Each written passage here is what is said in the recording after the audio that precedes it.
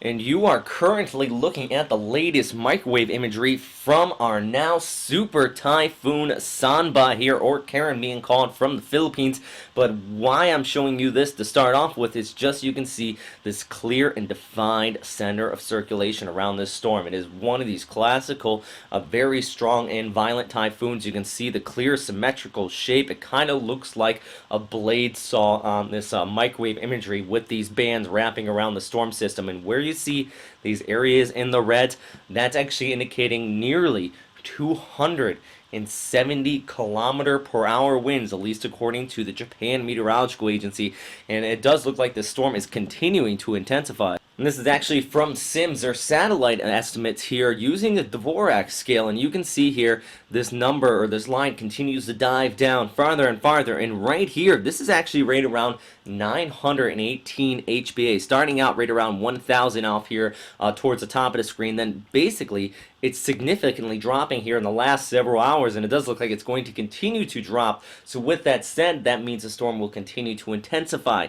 But good news, at least going into Saturday, we should see a slight weakening with this storm system. Now granted, it will be going from a super typhoon or a category 4 equivalent hurricane down to about a 2 or 3. So still a very dangerous storm indeed. And if we pull up the satellite imagery, you can see here on the water vapor imagery that there is plenty of moisture flowing into this storm, coming in from the west, even from the south. There are a little bit of drier influence coming in from the north. This is due to a high pressure ridge just towards the north of Okinawa. That's going to also let this subside, but really what's going to cause this to weaken slightly is going to be the increase in vertical wind shear. If we pull up the shear analysis here, over Okinawa, about 20 to 30 knots in this area. It's mainly due to a long wave trough approaching in from the west. As shown here on Japan's outlook for Saturday evening, showing the storm just towards the south of Okinawa with that stationary boundary out there towards the north. That's going to cause this to run basically over the southern Japanese islands and eventually push off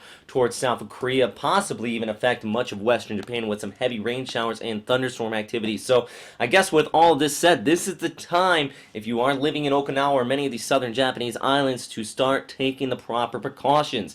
You want to stock up on any goods that you may need. If you are visiting here, do stay indoors basically throughout the next several days, as it very well could get rather violent. Now, granted, many of you may know I'm actually flying to Okinawa, so I'm kind of putting my foot in my mouth there, but I am traveling with some professionals, and we're definitely going to be taking the proper precautions to stay safe out there. Trying to give you some live casts out of Okinawa, specifically around Okinawa, or Naha actually, pending the current track. Now, current track does show the storm taking it right over the island here, and at landfall possibly having winds upwards of about 100 knots. So very strong and intense storm, and definitely will be taking the proper precautions here, because it very well could get dangerous if you do not. And that same thing goes for anybody who has any houses out here. Take everything indoors, especially across the island here. And also anybody near the southern coastline, you want to watch out for coastal flooding and storm surge, because you always have to remember, we have the forward momentum of this storm here, and you have that counterclockwise rotation going around it. Well, that means that this area is not only going to get these strong winds coming in around the counterclockwise rotation, but also that forward momentum. It's basically pushing this water kind of like a plow, and we pushing it on shore, and that's where you get that significant storm surge. You're going to be wanting to watch that as well. And also going into the 17th and 18th, by early next week, portions of Kyushu and also over towards Korea very well could be getting this coastal flooding, heavy rains, gusty winds, and also tornadoes, especially in the outer rain bands of these strong typhoons. When they start to go over land, you create a little bit of vertical wind shear, and that's enough to cause rotation in the clouds, and just enough to cause some weak but fast-moving and very well dangerous tornadic activity. That was a look at JMA. Here's a look at the Joint Typhoon Warning Centers taking the storm directly over Okinawa.